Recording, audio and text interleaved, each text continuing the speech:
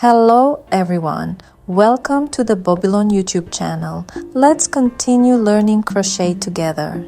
Today we are going to learn how to make a slip stitch. This stitch is often used to join rounds, and in t-shirt yarn projects it is also commonly used for edging baskets or bags, like this basket. As you can see, the edge looks very neat. Now I'll show you exactly how to do it step by step. Insert your hook into the next stitch. Yarn over and pull the yarn through the stitch.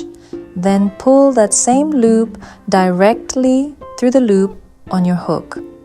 You should have one loop left on the hook.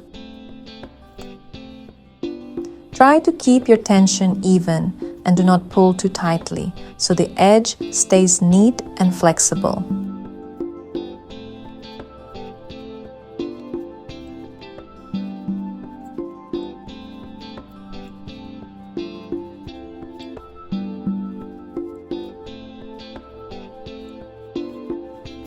I'll also show you another variation.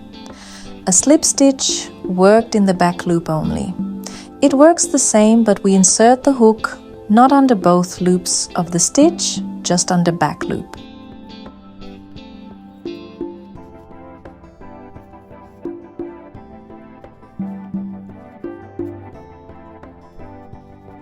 This technique is also used quite often in crochet and gives a slightly different texture. Now you know how to make slip stitch in two ways, and you can use both techniques for your projects. Thanks for watching, and don't forget to subscribe.